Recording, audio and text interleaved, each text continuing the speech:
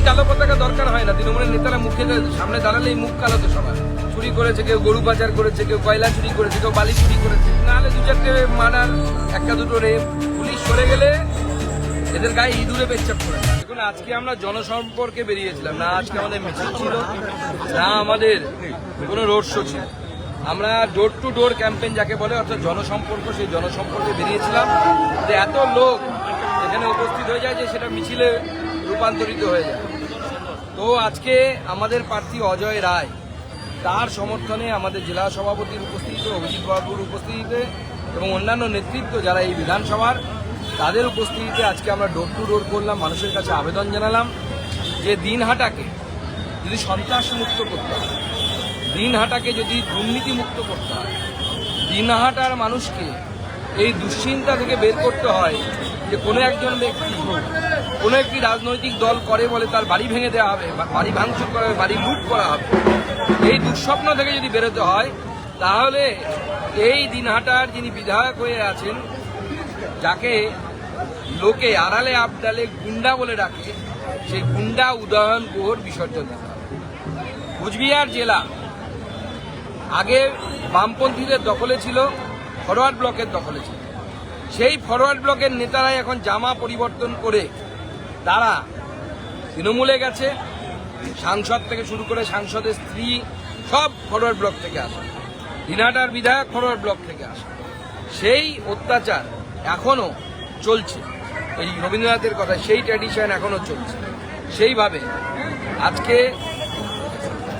এই মানুষকে, আমাদের এখানকার মানুষকে সিদ্ধান্ত নিতে হবে, এই দিনহাটার ক্ষমতাভার নরেন্দ্র মোদীর হাতে দিতে হবে এবং মানুষের কাছে আমরা সেই আবেদন রেখেছি যদি এই জায়গা থেকে মুক্তি চান।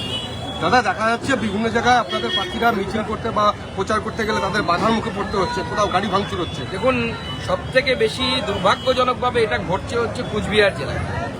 বিশেষ করে কুচবিহার যে থানার আইসি, তিনি কুচবিহারের জেলা সভাপতি তথা কুচবিহার তৃণমূল কংগ্রেসের প্রার্থী, তার বন্ধু, তারা দুজনেই একসাথে জলপাইগুড়ি ল কলেজ থেকে ল কমপ্লিট করেছে।